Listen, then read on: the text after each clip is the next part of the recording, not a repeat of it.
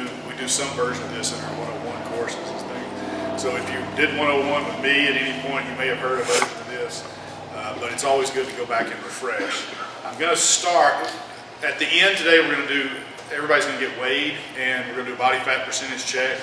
And the plan is on your last, so this is a 6-week program or 6-week challenge. At the end of every week, your last training day of that week, whatever that is for you, you're going to go in and weigh and do a body fat check again. Okay? We'll show you how to use it. It takes about 3 minutes. Most of that's just taking your shoes and socks off. Okay?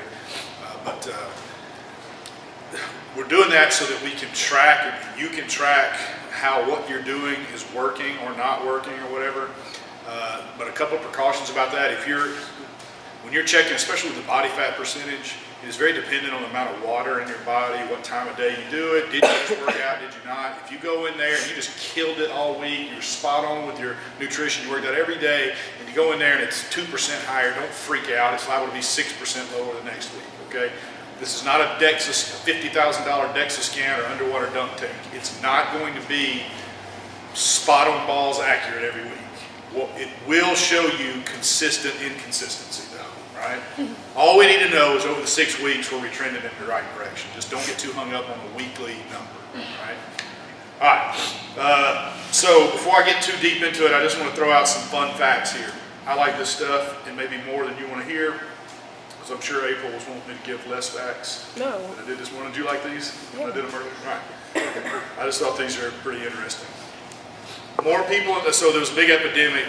I remember growing up hearing all the time, and I know this is still a problem in certain areas of the country, but the world, about hunger being such an issue. There are now more people in the world that are obese than there are hungry people. And growing, pardon the pun.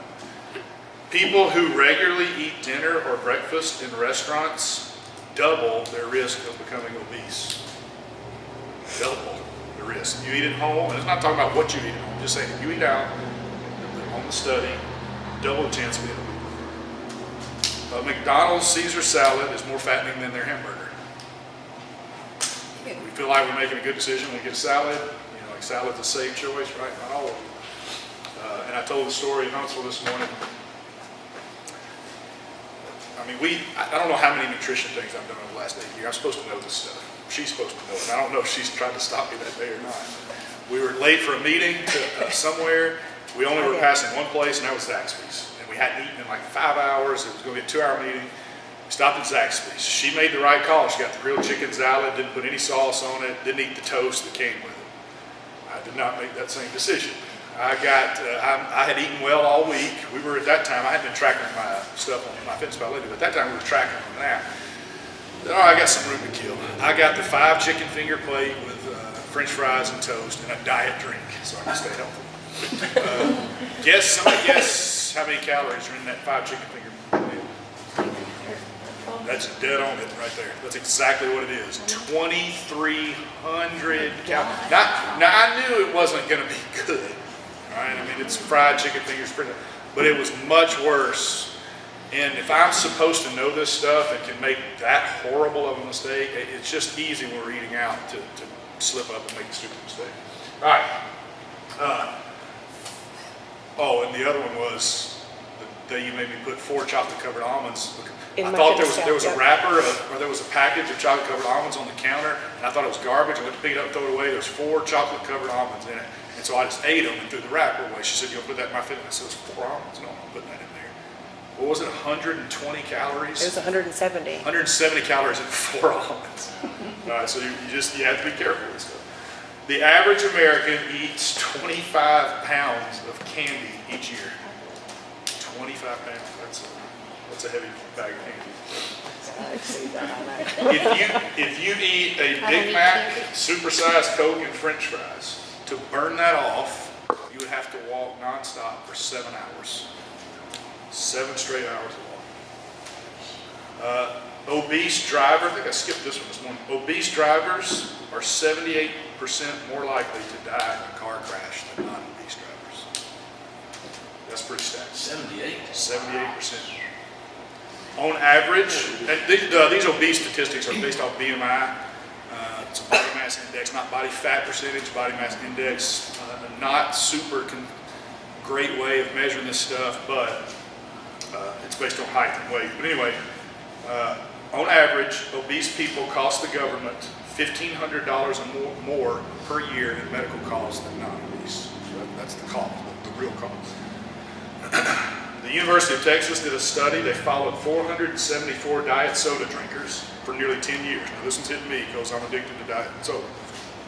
I'm vowing to kick it on this channel. But 474 of them for 10 years, and found that their waistlines over that 10-year period grew 70% more than non-soda and non-diet soda drinkers. 70% more waistline. Regular soda. No, yeah, regular soda.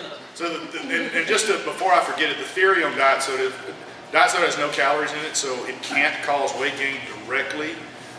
But the most prevalent theory is that because it still mimics a sweet taste, that you eat sugar, you want more sugar. You eat sweets, you want more sweets. And it can cause those cravings. It makes you eat shit. Okay, so there you go. According to a report by the McKinsey Global Institute, the global cost of obesity is now $2 trillion annually. That number's so big we can't grasp it, but here's two comparisons. The cost of armed violence worldwide, which includes homicides, terrorism, and wars, is $2.1 trillion. It almost costs as much as all the war and armed violence across the world. And the last one, which I thought was funny, is today's average American woman weighs as much as the 1960s average man. 1960s average man weighed 166. The American woman's average weight today is 166. Same weight. Women in 1940 weighed 140. 1960 weighed 140 on average. The average has gone up 26 pounds. Men in 1960 weighed 166. Now the average man weighs 195. So, roll tide on that. Laugh now, roll tide, Yeah. Everybody's sad now. I don't expect you to laugh. All right, so. That's what you're used to diet drink. I know, right? Yeah. So that stuff, some of that stuff's pretty shocking. This is even worse. It's hard to kind of write this stuff up in a clear way. But in 1995, 23 states had less than 15% of their population was considered obese. All right, that's 23 of them. The other, 27 were less than 20%. No states were on average. That's 1995. In 2000, 5 years later, it starts to change. Only Colorado was less than 50%. There were 23. 22 states moved above it, only Colorado was left. 22 states were now less than 20%. You go, oh, that's not bad, only 5. Not true, look, we lost them. So here, we had, in 1995, you had all 50 states at 20% or less. In 2000, you only had 22 states at 20% or less. All right, 2005. You have, I don't know if this is the right way to do it, but you had 3 states in 2005, greater than 30%. I don't know this because I didn't check it. Wouldn't be shocked if we were one of them. Yes, we are.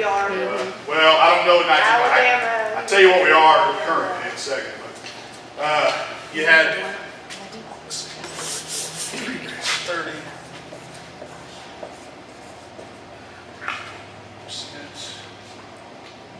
14 states, greater than 25%. All right, and look at what that means. 1995, 10 years later, we had no states in 1995 above 20%. Now you have 14 that are over 25%. 10 years. All right, 2009. You got 9 states in 2009 greater than 30%. I mean, these are staggering numbers. and you had 24 greater than 25%.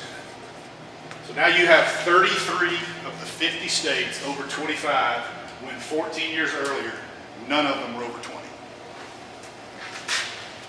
2016, we're up basically current day. I'm gonna have to move to the other board. 5 states greater than 35%, and yay for us, we are one of those. 20 states greater than 30%. 21 states greater than 25%. It's 41, it's 46 of the 50 states are above 25. None were above 20 in 2095. And we are number 3. I think it's 37.1% in Alabama. We're tied with Arkansas. Thank God we're tied. They're not ahead of us. That's pretty bad. Anybody know what the prevailing theory is? I mean, because look, this happened, these numbers held relatively steady for a long time. And they started creeping up, and then there's just been this explosion. Anybody know what the issue is? Processed foods. That is a big issue. But why did we start consuming so much? I mean, Cost. well, Well, the companies, they market the food to be so like satiating, well, not satiating, but like desirable. So it the is more too. you You eat, tasted it. but also like people, you're not walking as much. Yeah. Well, and all that's true. Everything y'all said Yeah. is true. One of the big issues, though, is several decades ago, the Food and Drug Administration changed the food pyramid. They started noticing obesity rates rising somewhat. And depending on how old you are, you'll really remember the heyday fad of low-fat stuff. All right, we're getting fatter, stop eating fat. That makes sense, right? If we're getting fat, stop taking in fat. And the theory is that you eat fat and it, like, I guess, sticks. That's not how it works. Dietary fat does not equal fat on your body necessarily. Okay? But that's what the FDA thought. They changed the food pyramid to a low-fat diet, and when you do that, you got to replace those calories with something. And so they started recommending a lot of, the buzzword was complex carbohydrates. And then this. Okay? We're going to talk about why this is and how this kind of works. A little sciencey, but all of that stuff's right. But once you started having all these processed carbohydrates in your diet, you want more of them. You get sugar, you want more sugar. You get French fries, you want more French fries. You get addicted, literally addicted. I'm going to show that on the graph in a second. But you get addicted to stuff, and then now that when you guys leave here today, you're going to drive home and pass 100 bad choices. And you may actually stop and make some of them. Hopefully not after this lecture, today at least. At least you can hold out for a bit. But it's just easy. It's on every street corner. We're all busy. We got kids. We got jobs. We're trying to come work out. We don't have time. We don't think to cook. And the choices, the easy choices are right there for us. Even the McDonald's salad is bad. So we've got these numbers. Well,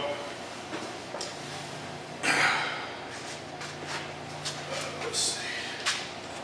Let's see here.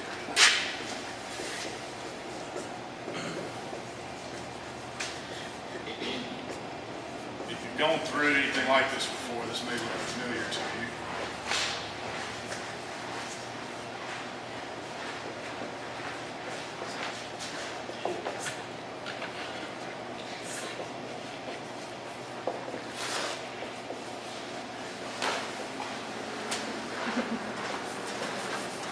All right, we're going to give at the end, after we've done the weighing and measuring at the end today, everybody's going to get a personalized nutrition plan.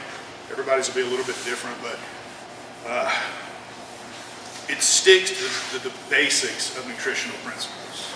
Okay, we're going to go through those today. This is actually the original CrossFit dietary prescription, and you'll notice it's kind of vague. That's intentional. There is no perfect diet, no best diet. Okay, everybody advocates a paleo or Mediterranean diet or Zone or Atkins or whatever. But what works for me may not work for her or you or whatever. You may have a friend who lost 60 pounds doing X diet, and you try it and didn't have any results or gained weight or whatever. So you have to start with basic principles that are kind of common among all the diets, and then you start to tweak from there.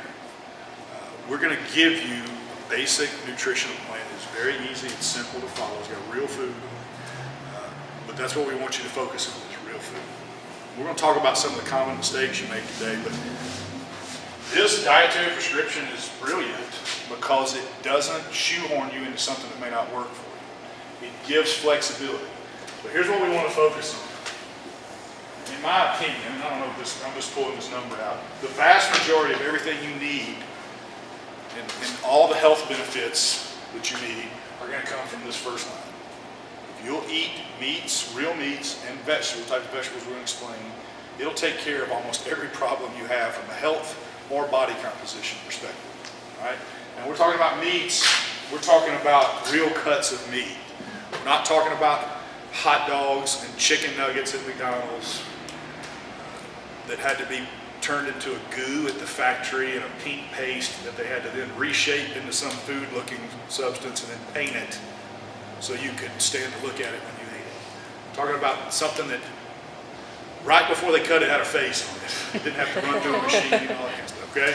So, and then sometimes you'll hear people use a rule of thumb that the fewer the legs, the better. So fish, good, chicken, a little bit better, or a little bit worse, maybe cow. They're all good, but maybe the fewer the legs, the better. I don't know. That may not be always accurate, but it's probably a pretty good rule of thumb. But any cut of meat is generally pretty good for you, all right? And that's the type of meat we're talking about. Eat real meat sources, real food. On the vegetable side, it gets a little trickier. What we're primarily talking about is cruciferous vegetables, leafy green vegetables. So broccoli, Brussels sprouts, asparagus, peppers, things like that. What we're not talking about, because typically those things are just going to be in the produce section. It's a great place to be when you go in the grocery store. But there's also things in there like corn. Not horrible, but corn is a grain, not a vegetable, and it's high on the glycemic index, which we're going to also talk about in a minute. Usually not the greatest choice for weight loss. So you've got to be careful when you're talking about vegetables. We mean plant-based cruciferous type vegetables. All right? If you can focus your diet on meats and cruciferous vegetables, the rest of this stuff is just window dressing for the most part. All right? If you can get that top line down, you're not going to have to worry about the rest of it very much. But we're going to talk about this. All right. Oh, and on the vegetable stuff, how many of you, that's hard? Let me just confession, that's the hardest part for me and was impossible when I first started. In fact, the only reason I ever learned to eat that kind of stuff because I started doing CrossFit and I hated it. And I thought anybody said I love broccoli was lying and just trying to impress their friends or something because it just tasted nasty. So I didn't eat any of those types of things, ever. And I mean, I ate hamburgers and French fries stuff, played competitive tennis, so I was able to kind of keep my weight under control. But I wanted to get better at CrossFit, and some of the people were starting to beat me, and so I said, well, I'm going to force myself to eat good food to see if that makes me perform better. And lo and behold, after forcing myself to eat broccoli 9 or 10 times, I started to like it. You're all grown-ups. If you want to say, I cannot eat that kind of stuff, I want to cuss and say, grow them up, but you can. All right? All that stuff, you can learn to like it. All right? I'm not saying there's not going to be that 2 or 3 foods that you have some sort of you want to throw up as you smell it, because I have a few of those, like the smell of cantaloupe makes me want to vomit. I don't know, but that's a weird one, right? You may have some of those, but in general, you not only can eat this way, but you can learn to like eating this way. Right? You just have to commit to it. All right, nuts and seeds. Nuts and seeds are a great source of healthy fats. You have to have fat in your diet. It's not bad to eat fat, right? But it is bad. So you take a handful of cashews, that's probably about 400 or 500 calories, right? Because it's full of fat. Fat's the densest caloric source we have, so it doesn't take much of a fatty food to equal a whole bunch of calories. So you take one of those little tins of cashews, it's like that and that tall, and you pop the little plastic lid off of it, put it on your desk at work, and then just graze on it all day, and by the end of the day it's gone, which is really easy to do. That's probably, I don't know, I need to check this someday, but I bet that's 2,000 calories in that can. For some of you, that's more than you should have in a day. So you got to be careful with the amounts of nuts and seeds. But they're healthy fat sources. You just got to be careful with the calorie count. Some fruit. Fruit is one of those common things that we see as we've done these types of, we run weight loss clinics and challenges and stuff. fruit is loaded with nutrition. Okay, but one of the tricky parts of fruit, and one of the things we see a lot, is people decide they're going to clean up their diet, and they go to their pantry, and they clean out the Cookie Crisp and the Doritos and the chips and candy and all that stuff, and they say, I'm not eating any of that junk food anymore, and I'm going to replace it with fruit. Well, good on you, and that's much better, all right? Problem is, it's still sugar in that fruit, okay? And though it's loaded with nutrition, your body doesn't know the difference between the sugar in a banana and the sugar in banana Laffy Taffy. And you're still going to potentially run the risk of having trouble losing weight. Now, if you can eat 8 servings of fruit a day and maintain washboard abs and feel like $1 million, great, you won the genetic lottery, that's fine for you. Do it. But if you're struggling to lose weight, and we look on your food journal, and there's a lot of fruit in your daily intake, well, that's one of the areas we're going to address, okay, because it can trip you up. Same thing with starch. Starchy sources like, let's take a baked potato. Baked potato is full of nutrition, and it's a great energy source. The problem is it's a great energy source. I didn't draw the graph yet, but you have to take these things in moderation, since there's so many high glycemic carbohydrates in a potato that it can cause problems with weight loss. Let's go ahead and draw the chart so this makes sense. Keep having to refer back to the chart. All right. Say you wake up, I've used the same breakfast for 6 years now. Toast.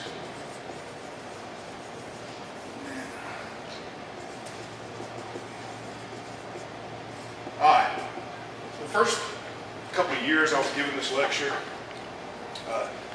people tend to look at this and go, yeah, that sounds like a healthy breakfast. And I bet if I asked my mom, is this like a healthy breakfast? Man, yeah, that's a healthy breakfast. I think that over the last few years, people just automatically, almost universally see that as not as healthy, and can recognize the problems. And I think CrossFit has a lot to do with that. But anybody know the obvious problems with this? Yeah, that's the biggest one. This is like probably 3 Snicker bars. I don't know. In carbs, just pure sugar. Because you got the banana's the obvious one. Banana's one of the highest sugared fruits out there. If you're trying to lose weight and you have any fruit in your diet, the banana's the worst one to have in your diet. Green fruits are usually better, green grapes, green apples, that kind of thing, typically. But bananas, oatmeal, whole wheat toast, and I'm talking about plain oatmeal, not the flavored ones or anything. I'm just a bowl of bland cardboard flakes, is basically what it is. And whole wheat toast with nothing on it. It doesn't say sugar on the label, on the back of that, but it might as well, because that's what it's going to become in your system very rapidly. And orange juice liquid sugar bomb. Okay, what happens when you have a breakfast like this, all of these things are really high on the glycemic index. What that means is that your body can take all of these food sources and very rapidly start to break them down in energy, and convert them to energy, which is great. You feel good. You eat a breakfast like this, you're going to be wired for like an hour. Okay, you'll have a high energy surge. However, so what happens is it's going to come down really quickly. So I always use the example, I can very easily eat the entire box of Pop-Tarts, which I think has 4 double packs in it. It's 8 Pop-Tarts. I wouldn't have any problem eating it. I wouldn't even feel all that full. Probably an hour later, I'd be ready to eat again. However, because everything in there is a highly processed, easily broken down food. Your body just breaks it down really quick, jacks your blood sugar way up, you feel great, and then an hour and a half, 2 hours later, you start to crash again. Why do you crash? What happens? There you go, good. Nobody knows some guy. This feels good to us. This peak, this big sugar rush into your blood system, we love it. We feel good. But your body naturally knows it's a bad situation, and it has a defense mechanism. It pumps insulin in to bring it back down. Okay? And then you have this crash. So you had your 7 a.m. breakfast. Now it's 9 a.m. You're at the office. You start to crash. You know you're not going to make it to lunch. So just get something innocent, a Mountain Dew and a packet of Doritos. Okay? And then boom, it's another big sugar spike again. Same thing happens. Insulin comes in to protect your now terrible situation. You crash again at 11 a.m., but no worries. Olive Garden's right around the corner. All you need, breadsticks, pasta, and you just ride this wave. So this is what we're trying to prevent in any foundational nutritional practice. See, because this right here is diabetes, fat gain, cardiovascular disease. It's the primary cause of almost all of our medical problems. All right, and this is a way, it's a way I want to eat and do sometimes. I made a confession today that nobody knew about, even April. I confessed it to her. And then I quickly told everybody. Private, and she immediately turned around and told everybody that for the last month, on the way to the gym in Huntsville, almost every day, I stopped and got a 20-ounce Diet Dr. Pepper and a zebra cake. If you've ever had a zebra cake, exceptionally The Diet Dr. Pepper didn't surprise me. It was the zebra cake. Because, like, third graders eat And those. look, and it's just, I did the first day, and then the second day I'm driving, I was like, damn, that was a good zebra cake. And it's just every day now. So, 12 pounds but I later. didn't get one today, by the way. Yay on me. 12 pounds later. 12 pounds, yeah, I'm getting weight, no problem. So this is what we're trying to avoid. So how do we do that? Well, we're going to eat foods, primarily meats and vegetables, that are much tougher for your body to break down. And what happens is your body slowly breaks them down. You get this steady, even supply of energy. And instead of your graph looking like this, it goes something more like this. All right? And the example we always use, our favorite breakfast for either of us, is an omelet. An omelet, now you got eggs. I like to have like a 4-egg, maybe 5-egg omelet. And chop up vegetables, peppers, mushrooms, onions, that kind of stuff. I mean, you can put anything in it. We put kale or spinach sometimes in it. You put those things in it, mix all that up, make an omelet out of it. It might be 4 or 5 hours for even thinking about food again. Because not only does it fill you up, it stays with you for a while. Your body has a tough time breaking that down. You never hit these big peaks in your blood sugar. You never have this serious insulin response. And you get this nice, steady energy. You don't crash as much at work. When you start eating this way and do it well, you sleep better at night. You don't get sleepy during the day as often. You have more energy throughout the day. You don't have these peaks and valleys. You just feel better. Your joints don't hurt as bad. It has much better anti-inflammatory properties when you're eating this way. Joints stop hurting as bad, all that kind of stuff. Everything improves when you're doing this. All right. So this is what we want to prevent. And if you don't think you're addicted, literally, physically addicted to these peaks, just cut out all the carbohydrates out of your diet for about 2 weeks. You'll want to run people off the road on the way to work. You'll want to murder your spouse and kill babies. You just turn into a horrible person. I mean, I'm not necessarily experienced. Because we're addicted, you'll go through physical withdrawals, called carb flu. And for most people, it's about 2 weeks. If you've ever done something like a ketogenic diet like Atkins or something like that, which, by the way, are really effective at quickly spurring on weight loss. You go into a state of ketosis, your body has no carbs to burn for fuel, you start burning fat for fuel. But, yeah, it's tough because we're literally addicted to those things. And our society is full of those tips. All right, so any questions about just the basic principles of the diet part? We're gonna go through the specific diet when we give you your charts, but does any of this not make sense? Not seem doable? I mean, it's not easy, guys. It's not easy for me. This is my biggest crutch. Over the holidays, I don't know how many bad decisions I made, but it was a lot, especially in New Orleans. Where does dairy fit in? Oh, Would it be considered a sugar? Well, It's it depends on lactose. the dairy. So obviously if you're lactose intolerant, you're not going to be able to have dairy without repercussions. Well, lactose is a sugar, that's why. Well, so what happened, and like if you have cheese or something, okay, so this is a speech I gave this morning. We did a Whole30 challenge 5 or 6 years ago or something, and I really went spot on. It's a paleo challenge, so no grains,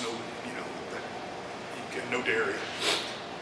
With the idea being that you do this for 30 days and you sort of give your body a chance to kind of detox off of all the bad stuff that's in our American diet. And then when you come out the other side of that, you can slowly then start to add back in some of those types of things like dairy and see how your body reacts. Because what happens is, like, I was raised on dairy. I drank milk at virtually every, or lunch and dinner had milk at every meal. And I felt fine. I didn't think there was any problems. What I didn't realize is I actually felt better when I didn't have it. But I didn't know that because I was used to the way I felt on milk.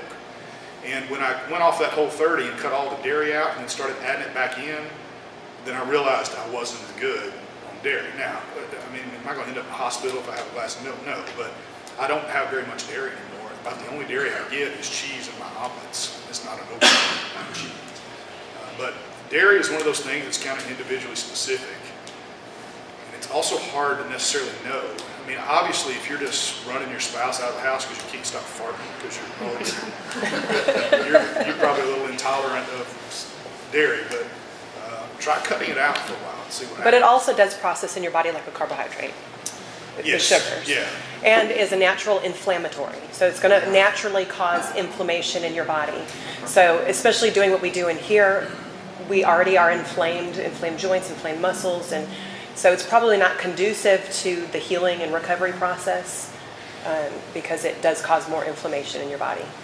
Yeah. And you've got some products out there that are trying, like, for instance, there's a milk now, Fairlife. Fairlife, yeah, that has half the sugar, and half the milk sugar, and twice the protein in it from regular milk. And I was talking to one of the pharmacists that we're friends with up in Huntsville, does a lot of blood work. He's got a blood clinic and stuff, and he was raving.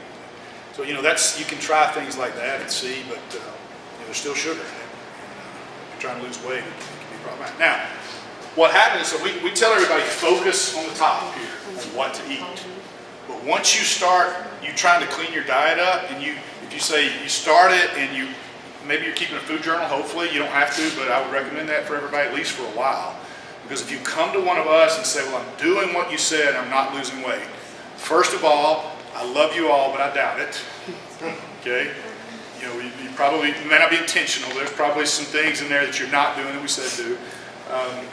What we want to do, though, is look through your food journal, and we're going to work in reverse. So we're telling you what to focus on to eat, but when we start looking at your food journal, we're going to look at it in reverse. First of all, do we see anything in there that violates this bottom line? That's the first thing that's got to go. All right, that's problem number one. If we don't see that, then we're going to look at starches. All right, are you eating tons of pastas and potatoes and breads and that kind of stuff? If so, we're going to have to cut that out. It doesn't mean you can't have starch, but some people are just dealt a better genetic hand than others. You know, some people can eat.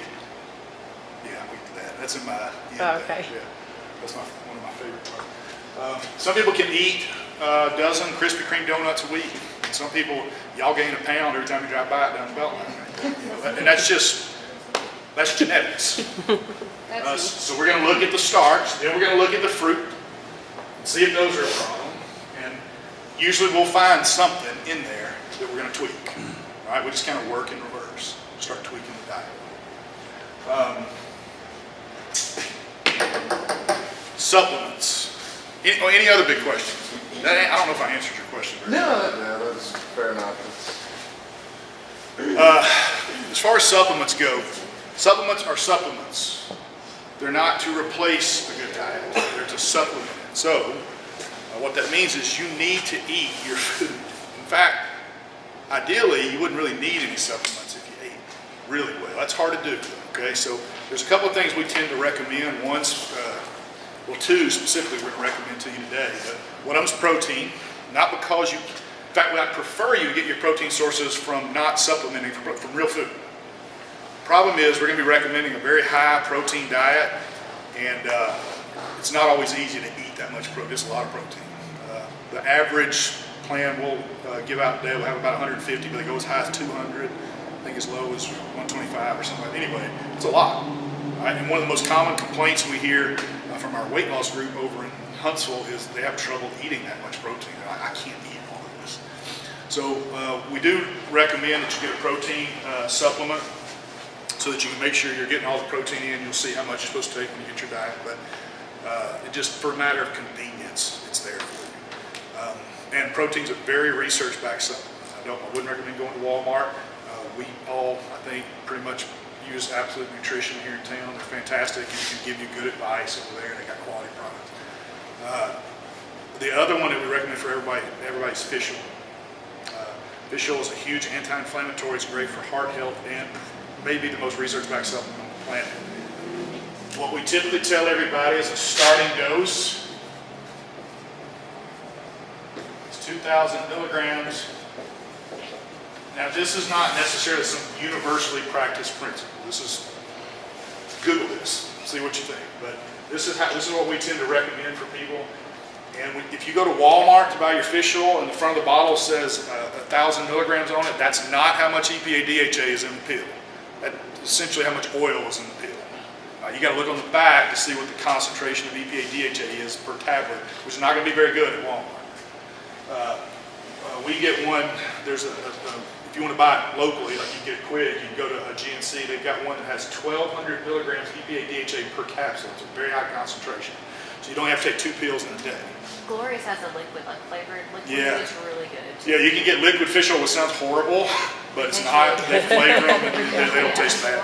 My son And- takes for it at night. And those are generally even higher concentrations. SFH makes one that's, I believe, 32 or 3,600 EPA DHA in teaspoons, which is it's gone. So here's what you got to watch for. You can experiment. Start with 2,000, and you can slowly trickle up if you want to.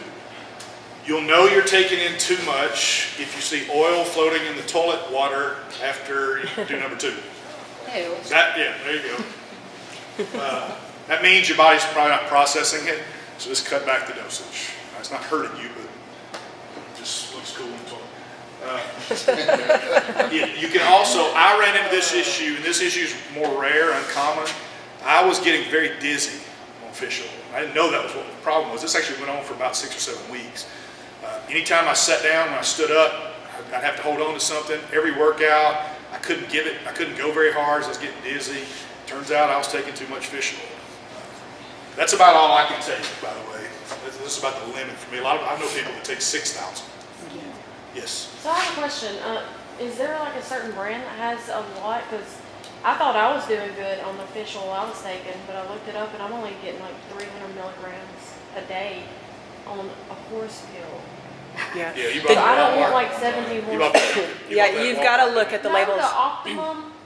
Optiwoman. Yeah, you bought a Yeah. you bought a bad one. Well, now you got to make sure. Sometimes they list those things separate. Like some of them on the back, they'll say EPA, DHA in one line. Yeah. Some of them will have those broken off into separate lines. You got to add them up. The GNC brand is the one that we use.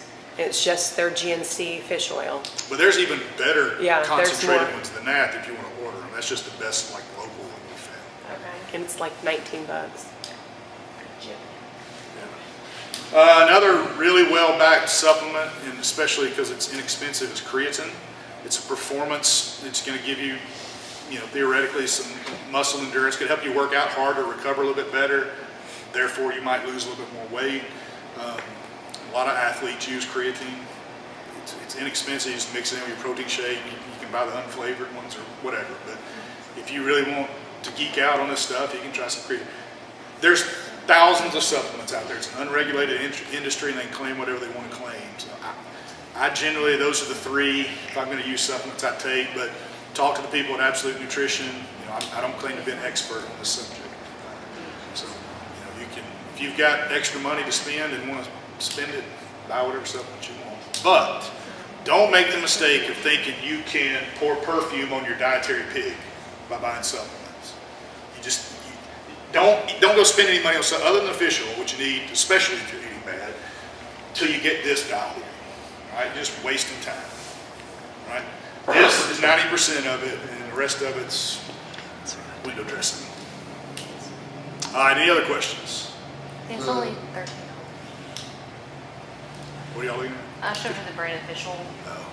It's only $13 at Glorious. Wes, did you have a question? Yeah, the 3.5 times you show up to 5 a.m. and have creatine, how does your rest of the day, is I guess my question.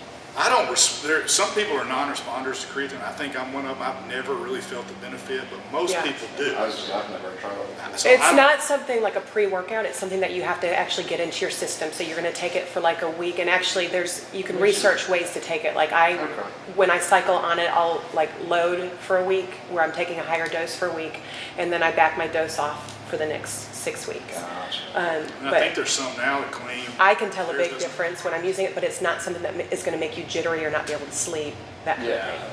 Oh, yeah, no, it's not a stimulant. I'm more worried about the crash. And correct me if I'm wrong, doesn't that just allow your muscles to retain more water, so that way the lactic acid doesn't build up as quickly? Well, there is some talk about water retention. I don't know how that works, exactly what happens with that, but some people stay away from it because they hear that phrase water retention and they think, oh, I'm going to get fat on creatine. It doesn't really work that way. Yeah. But I don't want to give an answer to that because I don't feel like I know real well. I don't think I can give you a good explanation. So if you want to research creatine and find out about,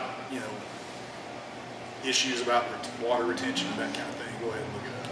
What type of protein would you recommend? I'm sorry. Most everybody's going to use a whey protein. There are some people that are going to have some issues with it, and there are other forms of protein out there, but that's probably 95% of it's going to be whey protein.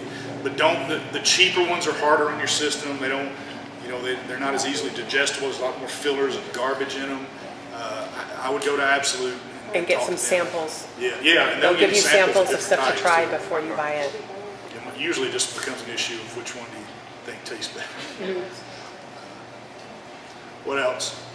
Yeah, I was gonna say, there's a theory that with a higher fat diet, that it buffers or it blunts the lactic acid response, so it also decreases inflammation. So, I mean, that's another.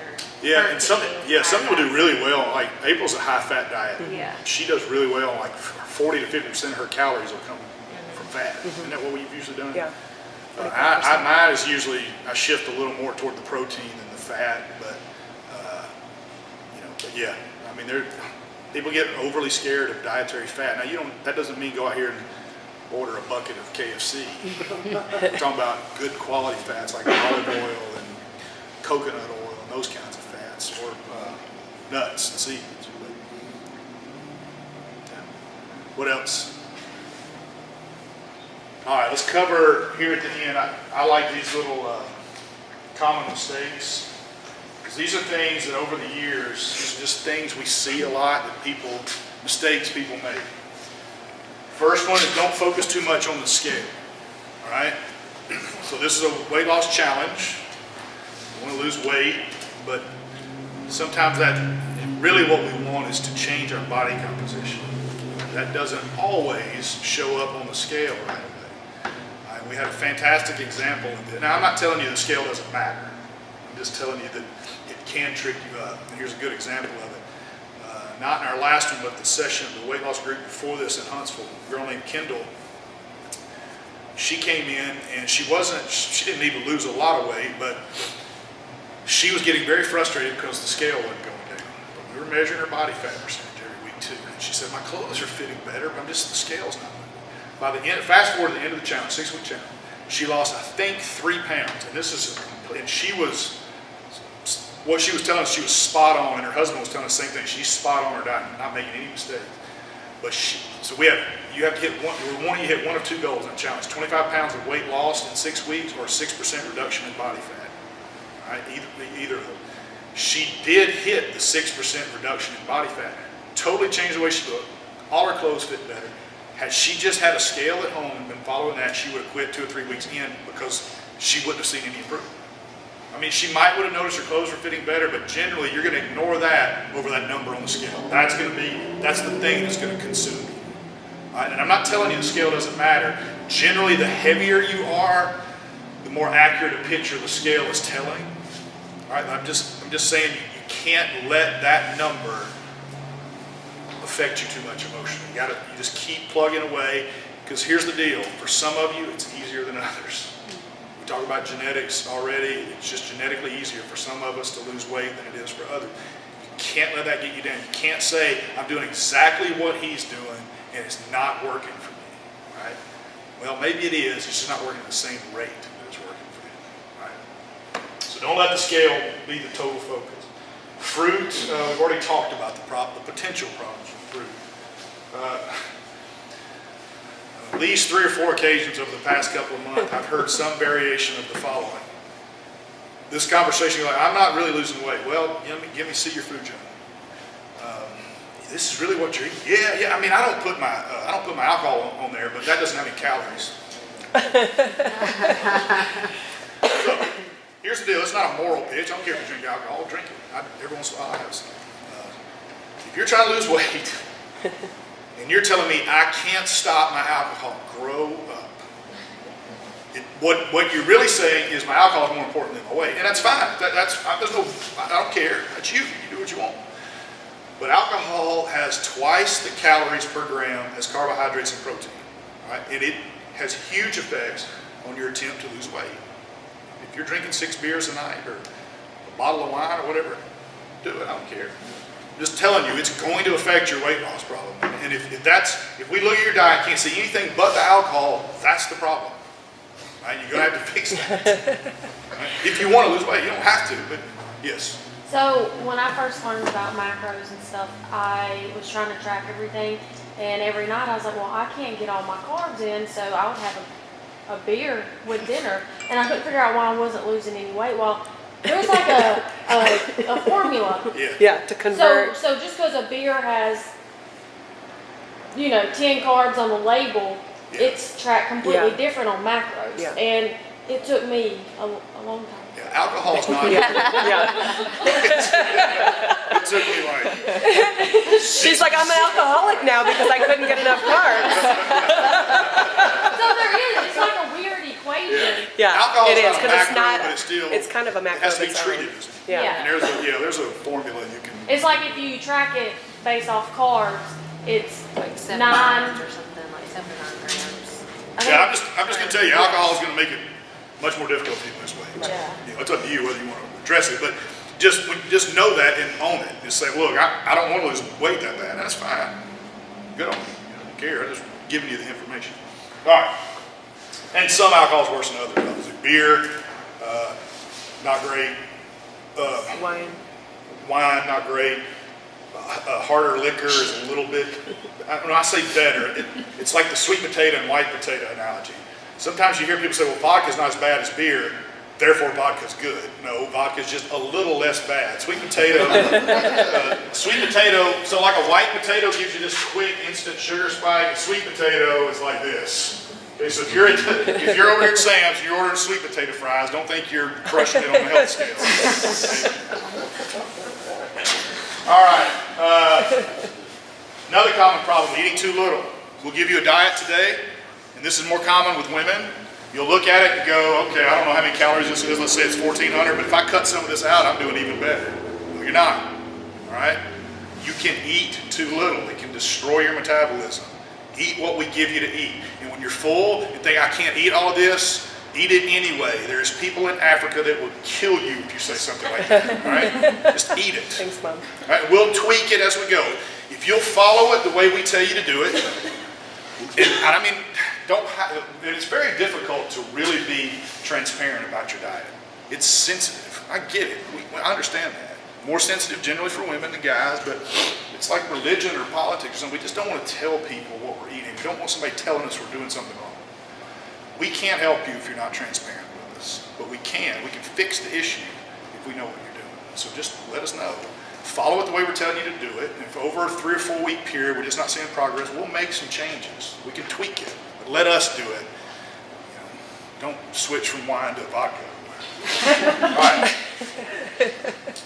All right. This is the one that I don't know if this is the worst one, but this is a very common one. And I don't know, this is a phrase I made up. I call it the desertification of your diet.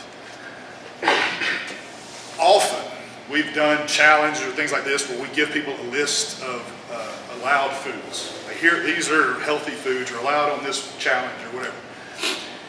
And then you're going to have the people in there that are going to take that list of foods and figure out how many different ways they can take that list of food and turn it into brownies. I'm making sweet potato brownies and green bean brownies and whatever. You can gain tons of weight eating healthy food. Yeah. Right? What we try to do a lot of times is figure out how we can continue to eat snacks. How can I still have my junk and feel less guilty about it? Eat meats and vegetables and quit trying to short circuit the process. All right? You can't eat sweet potato brownies all day and feel like you're making some healthy choice. It just doesn't work. Right? Don't try to replace your desserts with another dessert. All right? Smoothies.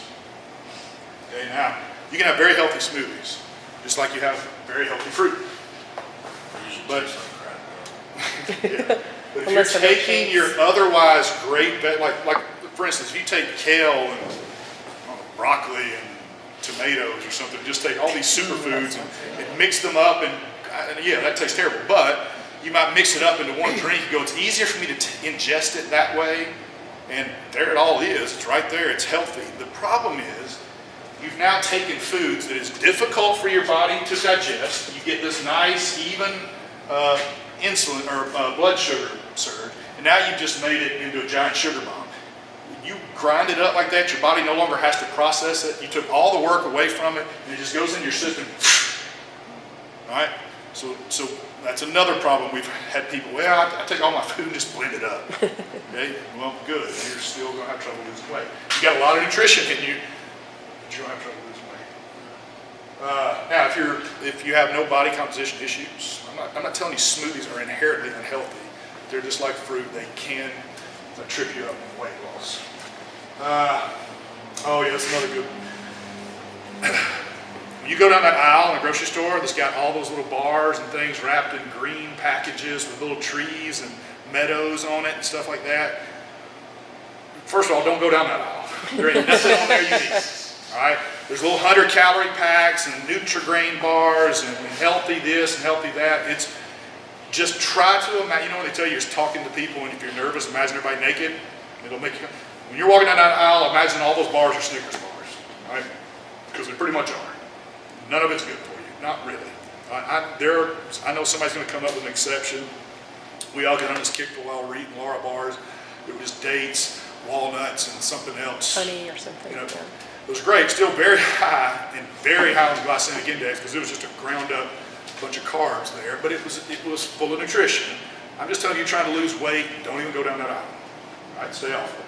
In fact, as much as possible, don't go down any aisle. Stay on the edges of the grocery store. Meats, seafood, produce. Right? Relying too much on supplements. We talked about that a little bit. You can't out-supplement a bad diet. You got to get this right first, and then let the supplements just be on the periphery. And last one is having a diet that, and this is one I'm guilty of, not diverse enough. So like if you get, today you get the diet we're going to give you, it's got all the stuff you can have on it, and you look on there and go, I hate 9 out of 10 of these things, so I'm just going to eat that one thing over and over again. Well, you're going to be missing all kinds of nutrients and stuff that your body needs to balance out your hormones and be healthy and all that stuff. Again, grow up, just try some different stuff. I know you're not going to like this X food that you hate, but if you eat it enough, you start to like it. You need to get diversification in your diet. All right? You can learn to do it. All right, any other questions? Anything you can think of? I think we'll cover the rest of it when they get their diet plan. Okay. All right, how do you want to do that? You got a plan for that? Yeah. So everybody take a seat. We'll go over how this works. But walk the statement. That's exactly what I'm saying. All right, so we did all of this first part just to kind of give you some foundational nutritional principles so that some of this might make more sense. But basically what this is a simple, for 6 weeks, you can eat it if it's on here, you can if it's not. There's no cheat days, there's no nothing. Now, I doubt any of you are going to be perfect on this, so I recognize that. And if you have a day where it just, doesn't go quite well, don't beat yourself up, just get back on the next day, all right?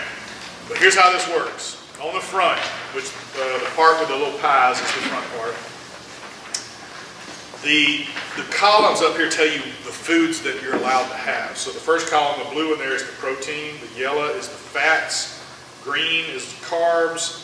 Red is veggies, and this column works a little bit differently, and we'll explain that in just a second. But these will tell you the foods you can have. So if we look at that protein column, you'll see that this is all real food, right? It's chicken and fish and ground beef and turkey and tenderloin, egg whites, that kind of thing. These are all protein selection. The amount out beside each one of these equals 1 serving. For the purposes of this diet, it equals 1 serving. And they all amount to about 35 grams of protein each. That's why that size is selected if you're wanting to know. And what we do is we go down here to the pie charts. The pies represent your 3 meals for the day. So breakfast, which breakfast, by the way, if you have a weird work schedule, you work at night or whatever, we say breakfast means the first meal after you wake up, whatever that is for you. All right? So if in the pie chart you have a 1, like I do, that means it's simple. You just go up here and choose whatever size. You pick your chicken breast, and I have 6-ounce chicken breast. I get whatever size is listed there. If you have 1.5 here, you get a 9-ounce chicken breast. Multiply that. If anybody got a 0.5 here, I can't remember any of them. 0.5. All right, so you do. On the green? On the blue. On the protein. Okay, yeah, so everybody's going to get at least 6 ounces here. On the, let's move to the green column, the carbohydrate column. You can read down through there and see the types of things you can have. All right, if you have a 1 down here, this is where some of you, there's going to be some variation. There's going to be some 1.5s and some 0.5s. So let's take the first food in the carb column, which is 1.5 cups of mashed sweet potatoes. If you have a 1 in that green column, that's easy. You get 1.5 cups of mashed sweet, you get whatever it says. If you have a half down here, well, you got to cut that number in half, so that would be 3/4 of a cup. If you have a 1.5, you get 2.25 cups. You may just have to put that in the calculator to do the math. But go down to the bottom there of the carb column.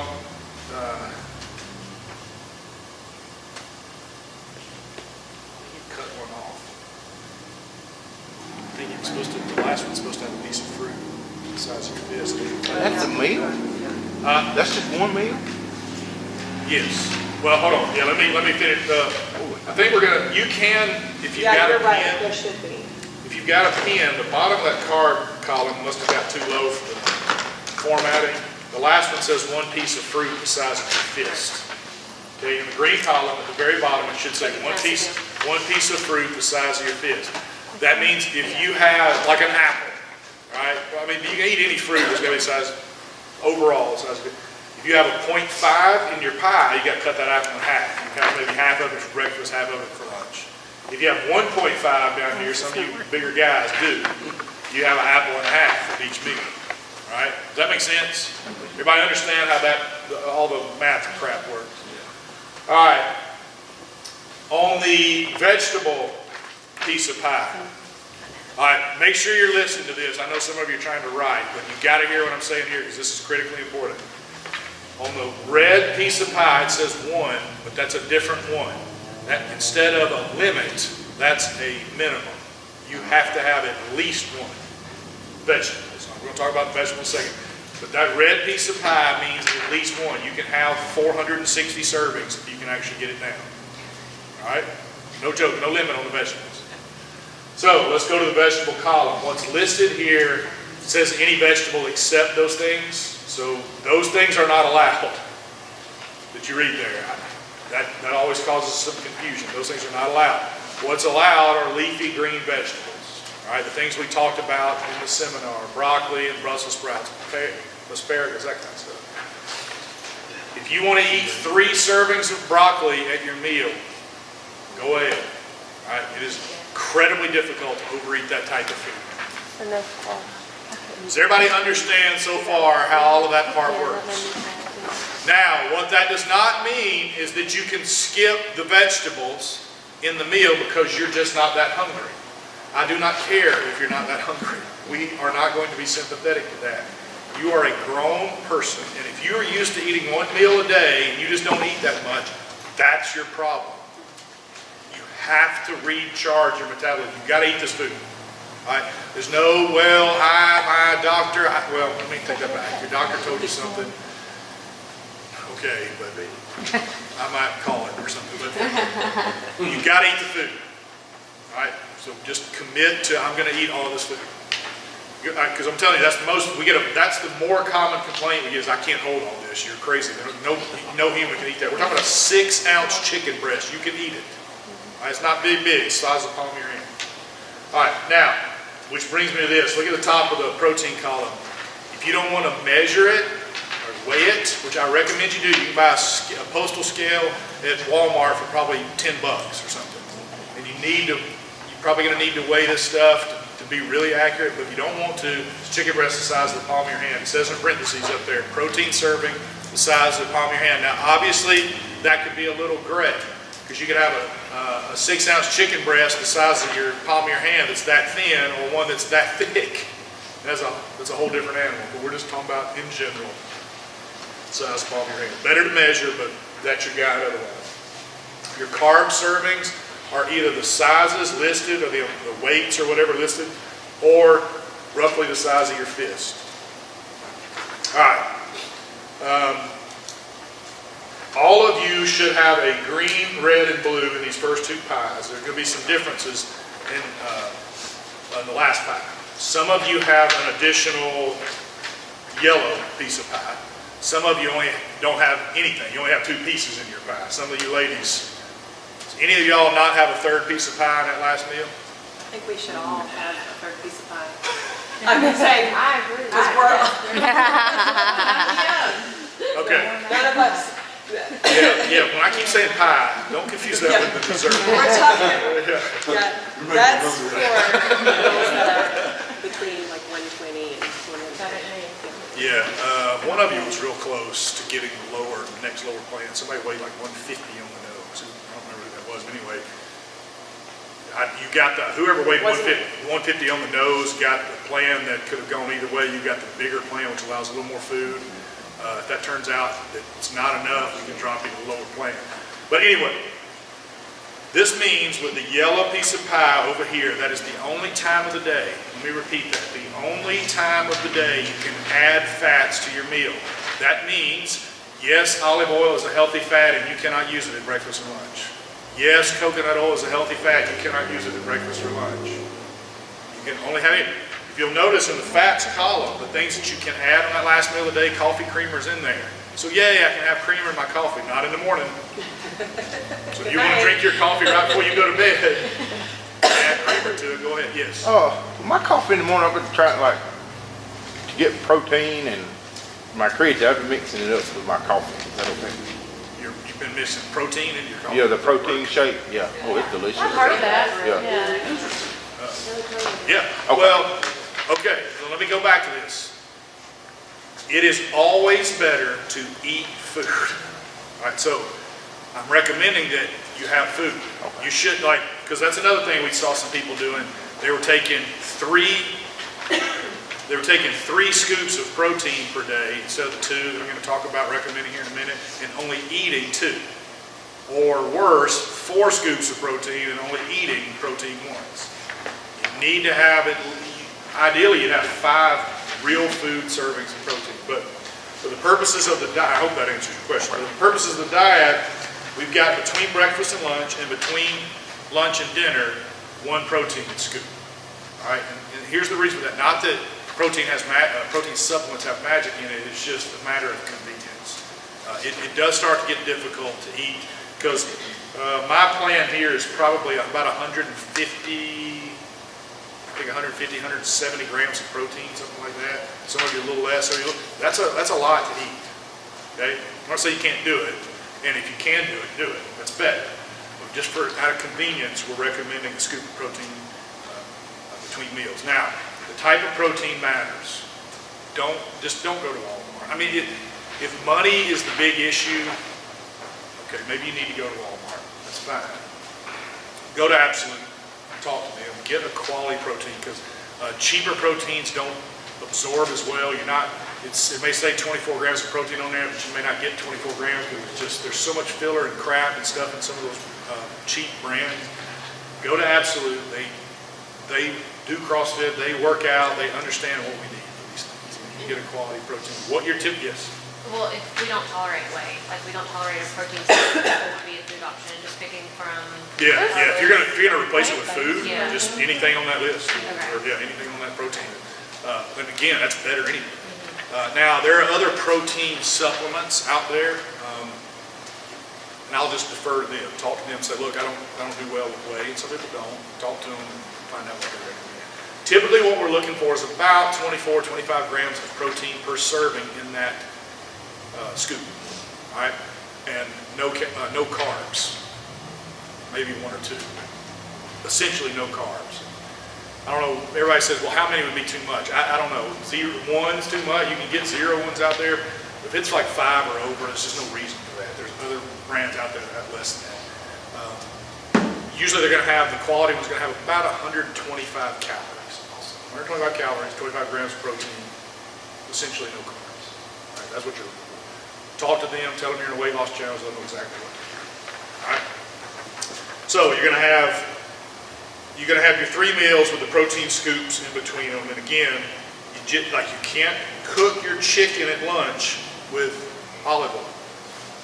Spray some no-stick cooking spray on there, bake it in the oven. I'm not a cook, I can't give you all the ways to do it. That can be done. All right? I'll tell you. Yeah, talk to her, Google it. There's a million free recipes online. You know, that's one of the reasons we don't give you meal plans. I don't know what you like to eat, and I don't care. I don't, just go. There's so many ways to take good quality food and cook it and make it delicious on the internet. Make it a game. Figure out, try new things, do all that fun stuff. But you're going to want to meal prep, guys. You don't have to meal prep, but remember that stat that I read? You double your chances of becoming obese if you regularly eat out. I don't care what you're eating out. Always better to cook at home. You can, on a Sunday afternoon, meal prep and cook all 21 meals in 2 hours. Now, you may not. You may do something really fancy, and if you want to spend all day in the kitchen, go ahead. But if you want to keep it really simple and on the cheap, you can do it 2 hours for $50, $60. All 21 meals. What about the fit and fast meals? Yeah, I think those are pretty good. Absolute's got a good brand now, and watch the macro count. You want about 35 grams of protein, but I think they're going to have that, or roughly that. Is that the meals? Are you talking about? That's at. Eddie's. Yeah, you just have to make sure they're not cooked in oil, like how they're cooking their chicken, or how they're not adding butter to the veggies, or whatever it is. Yeah. Talk to them, see if it'll fit. And let me tell you why that fat thing. What we're trying to do is prevent you from having to count your calories. All right? You start adding fat at every meal. Fat's the densest caloric source of all the macros. So you start really ramping up the calorie count and you start adding fat. And I'm not telling you all fat's bad, because I just gave you a speech saying all fat's not bad. But when you're in a weight loss thing, everything matters. And so we're really trying to maximize the results you're going to get over the next 6 weeks. All right? So we're trying to control the calorie amount so that you can lose the weight. We're trying to keep the protein amount up so that the weight you lose isn't muscle, so we don't hurt your metabolism. All right? So it's a kind of a balance here that you can get out of whack if you start playing with it too much. All right? As a safety rule of thumb, because there's usually a lot of questions. Can I have this? Can I have that? Well, is it on there? Now, I'm not telling you there's not good questions that you're going to have. I want you to ask them here in just a minute. But if you're out at the grocery store and can't get a hold of nobody or whatever, like, I'm not sure if I can have these oatmeal raisin cookies. Well, do you see oatmeal raisin cookies on here? That's your fallback position. It's not on here, you can't have it. All right, on the back.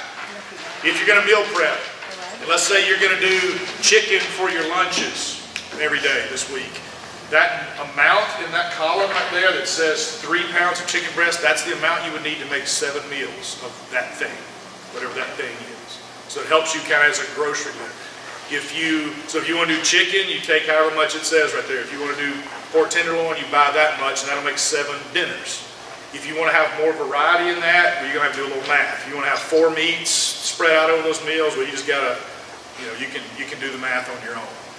You don't have to stick with chicken for lunches, you can mix and match here. But this is just kind of trying to give you a little bit of help as far as knowing how much to buy. But I mean, if you got a big freezer, something's on sale, buy what you want.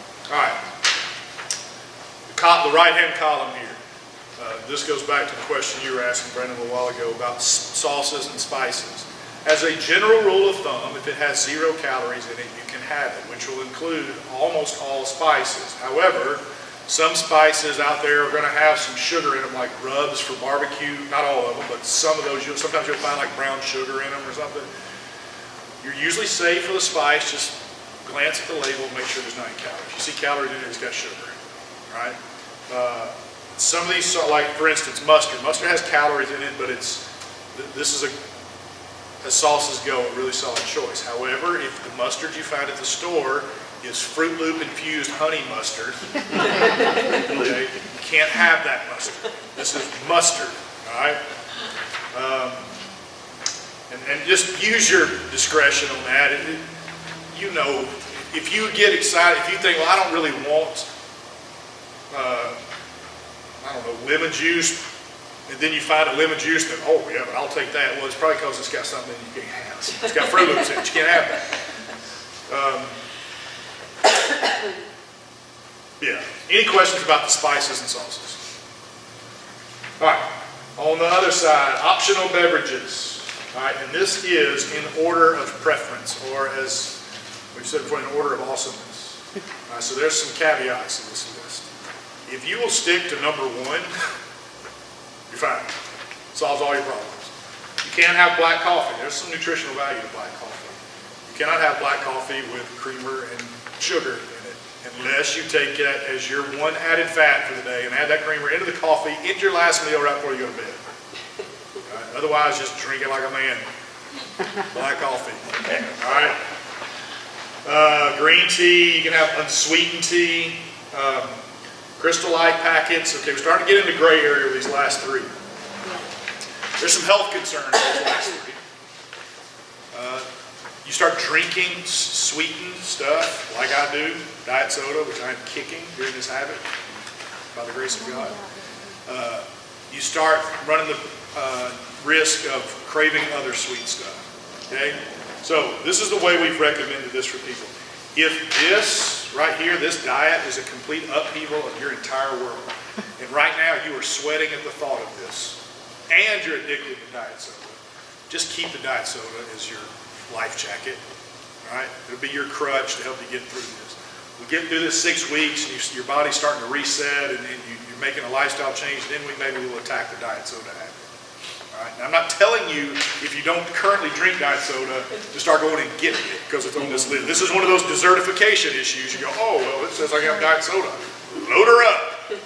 All right? That's not what we're getting at. If you're not on it, if you're not smoking cigarettes, don't start now. Right? But those last 3 there, diet soda, in my opinion, would be the worst of those. But if you need something like that, okay. All right? Does that make sense? All right, and again, on those things, as long as it has 0 calories in it, you can have it. It may not be the greatest choice in the world. Water would be the best choice. Unsweetened tea is a really good thing too, and black coffee. Questions? If you are absolutely caught out, middle of the day, you don't have time to cook, picking up kids, blah, blah, blah, what are some good either takeout or fast food options around here that you guys would use? One that she commonly does. Yeah, grilled Kale salad. What'd you And a say? salad. with Chick-fil-A no grilled dressing. nuggets or strips and a kale salad or a superfood salad. Yeah. It's a fantastic choice. I didn't know what the dressing. superfoods. I didn't. It's a I knew kale it. salad. It's fantastic. Yeah, you can get Chick-fil-A. Well, they used to do it and just didn't put it on the menu. Now it's actually on the menu. Yeah. I think the grilled, whatever, any of it. Yeah. Grilled. Obviously, don't put it on a sandwich bun, but yeah, they'll grill it. Get the grilled chicken salad without any sauce on it, or croutons. They put croutons on them. The onions, I think. The onion straws Yeah. and cheese and stuff like that. Yeah, just Maybe 5 Guys without the bun. I mean, you should have plain burger. Yeah, you probably lettuce wraps. Yeah, Yeah, I wouldn't even walk into I Five know where Guys. I'm going now. Oh, I go and get the lettuce wrapped burgers. So yummy. yeah. I do This that. is starting tomorrow. It's easier to just stay away from Five Guys for me than it is. But yeah, I mean, look, all of these are the least bad choices. They're not great choices. They're just, like you said, it's exactly what the right thing. You know, I'm in an emergency. I don't want to starve. I mean, like Moe's Barbecue, you can get their turkey Yeah, barbecue without is one any of those sauce on things. it, side of veggies. Yeah. Yeah, just look, when you get salad, always runs the risk of sounding healthy until it's loaded with croutons, cheese, and syrup or whatever. Yeah, you know, just it can be horrible. A salad can be absolutely horrible for you if you put all the stuff on it. Just be careful what you get on it. Or like grocery store has like the packaged fillets. I do that a Packaged lot. what? Yeah, hard-boiled eggs. Yeah, you can get 2 packaged hard-boiled eggs. I used to do that, and I'd get an already pre-washed bag of broccoli and the guacamole toast. We buy like Celery, from yeah. all of them. Yeah, that's what, it's celery. I had something. Oh, that's another thing too. If you go to a sit-down restaurant, a lot of you probably know this, but if they don't have it on, let's say they have one chicken dish and it's barbecued chicken dish smothered in bacon and whatever.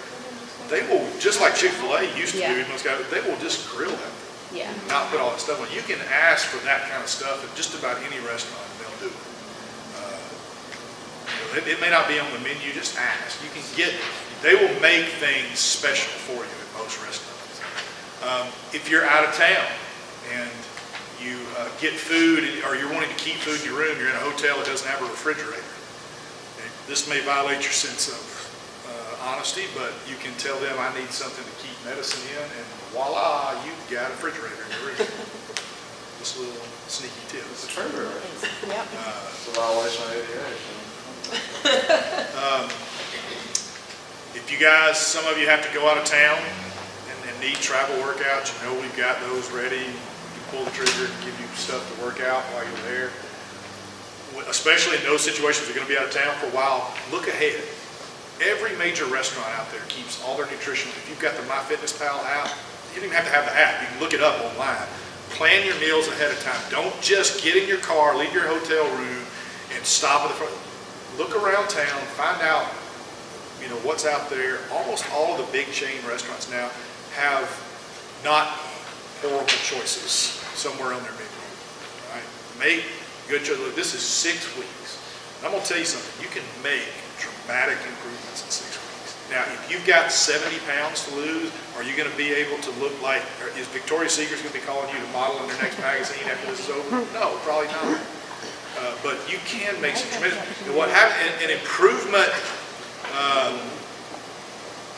it encourages you, inspires you to get more improvement. What will happen is that you go out here and eat good for 3 or 4 days, you'll have more mental energy to come here and work out. Because like, oh, I'm eating good, now I want to work out, and it all just starts to snowball on you, and it works exactly in reverse. You start falling off your diet, and you're like, I'm not working out, I'm not going to eat what I want to. All right? All that stuff, you just start doing this, and for 6 weeks, I'm telling you, make a huge difference. We've seen this not just in our Huntsville challenges, but in other stuff that we've done in other places. You can make some dramatic improvements in 6 weeks, but stick to it. Stick to it, and then don't get down when you do make those mistakes. That's going to happen. Right? That's not giving you license to just make mistakes. But with these food plans in Huntsville, you've seen an average of what in the weight loss? I don't know exactly what that. We ran 2. The last one ran through the holidays. Didn't do nearly as well. On the first challenge that we did, 80% of the people hit one of those 2 goals, either 6% reduction in body fat or 25 pounds of weight loss in 6 weeks. 80%, 4 out of every 5, and it hit it. And the ones that didn't, I think I'm right about this, would all be able to outline, like one guy, he was the first one to hit it. He had the weight loss goal in like the end of the 4th week, 25 pounds, 4 weeks. And then went to Italy for a week. Thought he built up a cushion. He couldn't get back to it. So he didn't hit his goal, but that was on him. You know, he'd be the first to take it. So you can make tremendous improvement. And then what will happen is at the end of the 6 weeks, you're going to feel better by 7 weeks, sleeping better, your body's going to feel better, and you're just going to be, don't look at this as like, in 6 weeks, I'm done. This is 6 weeks to learn how to live. Right? At the end of the 6 weeks, just keep going. This does not, if you do this right, it does not have to be horrible. What we're trying to do is teach you that you can do this and enjoy it. You want to make this a lifestyle change. And then come bikini season, you're going to be out there in the nastiest looking bikinis in the world because you're so proud of the way you look. I mean, I'm talking about this O stuff. Yeah, and you'll be ready for the open, you'll feel good. Obviously, fresh produce is better, but what about like, I was just birds about out to of ask that. frozen vegetables and rice steamable ones? Yeah, that's exactly what I would say. Fresh is but better. Frozen, maybe not quite so good, but not It's still horrible better. either. Yeah, Get still, frozen. yeah. We eat frozen Or vegetables. canned too. And Can less, so, but okay. Publix has started to do in their produce section with their fresh produce these special little microwave steam pouches with like green beans and garlic. There's, I don't think if you look on it, there's no like sauces or anything, but there is like it's like Spices. spices, garlic, so you can just pop them in the microwave. Like they're pretty cool. And then they've got the cauliflower rice, the rice cauliflower in packages. In the produce section, you said? Yeah, in the produce section. I mean, Pretty He cool. doesn't know because he was in the grocery store. I was just saying. Does he look clueless? All right, so we're also, along with this nutrition plan, this is a 6-week challenge. So weekly, every Monday, I'm gonna write the challenge up on the board, all right? So it'll be up to you to either record yourself doing it, have a coach sign off on it, send it to me, post it on the specialty page, somehow for you to track it so I know that you did the challenge. And then we'll have the grand prize winner, weekly prizes, big prize at the end. I'm going to address you guys in just a second because you guys won the bingo, obviously. If you're not a member, because there's a couple of you here that aren't members yet. Are you gonna tell them they can't win because they won the bingo? No. Oh, okay. Well, we're They can both gonna win it be out of again if they town want. at the end of 6 weeks. anyway. Good, So give if- somebody else a That would chance to totally win. All right, demotivated. stop talking. All right, so if you're not a member, we have our 101 starting on the 14th. All right, so that's our CrossFit 101. We also have our weight loss boot camp starting on the 13th, which is next Saturday. That is not CrossFit. Those are body weight movements and similar to the challenge that we've done in Huntsville, the 6-week challenge. So both of those are open and available. If you're not a member, hopefully you'll join. Otherwise, you are welcome to come in on Saturdays and during our class and do your weekly check-in. Yeah, and let me say something about that too. At the risk of sounding, how many of you are not members? You're not, right? You're not. Here's the, of course we want you to exercise. Of course we want your money. But here's the risk you run on just dieting alone. It works. That's the problem. Because it will only work for a short period. What will happen is you go into a caloric deficit on a diet like this, which you will, and your body's going to start to lose weight. But if you're not exercising, you're not giving your body a reason to hang on to any of the muscle mass, so it's going to burn fat and it's going to burn muscle, which is hugely detrimental to your metabolism. Your metabolism drops even when you lose fat, a little bit, but it really plummets when you lose muscle mass, and you got to give your body 2 reasons to hang on to the muscle mass, or you got to give it 2 things, a reason and a fuel. Fuel in the diet is the protein, it's a high protein diet. If you're not exercising, that's no reason though, regardless of what it has, the fuel to hang on to muscle mass. So what will happen is that, I don't know, 1,800 calorie a day diet works at first. You think, oh, this diet's perfect. And then it slows down, stops working. You got to reduce down to 1,500, then 1,200, then 900. Eventually you give up. And the problem is you never think the diet didn't work. You just think, I don't know, something happened, I got off or whatever. But you always in the back of your mind think the diet worked. Well, what happened was the diet worked for a while, deranged your metabolism. You start back eating like you were. Now with a depressed metabolism, the weight comes back on faster than ever before and heavier than ever before. And what really happened is the diet set you up for failure on the back end when it was dieting on. So at the risk of sounding like we're just begging for your money, if you don't exercise here, exercise somewhere. And you need to do it right. There needs to be some resistance exercise in there, not just walking and jogging, because that's not really going to give your body the reason to hang on the muscle either. There's got to be some resistance training. I don't mean you got to be in there bro repping arm curls and bench presses all the time. You got to give your body a reason to hang on to. Okay. All right. Any questions about it? Any of this? Everybody looks very excited. Oh, I do, because I'm gonna be here every Saturday. So if there's like another day during the week that I am in town, could I come in and do the check-in? Yeah. As long as like that week? Yeah. What did you ask? I was just saying, does it start today? Yeah, once you've weighed, it Yeah. starts. Yeah, I sorry. mean, your numbers Hope you on weighed there. already. Yeah, you should have ate Hughes last night. Yeah. I've been on the flu diet all week. Yeah, you handicapped yourself. Your You mom's lost making weight birthday just being cakes sick. for me. All right, so Carrie and Alicia won the nutrition bingo over the holidays because, number one, they didn't gain any weight over the holidays, and number two, they were the only team out of 20 teams that turned in their bingo cards. Congratulations. Kristen never sent me her weight. She never did. Your I teammate destroyed had you. all mine except for one. I forgot to post my bikes. And that's like the easiest thing to do. What is your You need to call and cuss out your teammate. You hear that, Kristen? I didn't know. I didn't know that she had. Mine's either sugar or marijuana. So are you both gonna be here tomorrow? Is I that mean, agreement Monday. negotiable? She's like, why would you be here tomorrow? Monday? Unlimited. Okay. Yeah, We'll what have you your want. prices Monday. All right, that's it. All right, go grocery shopping. Hey, let me stop this. Oh my.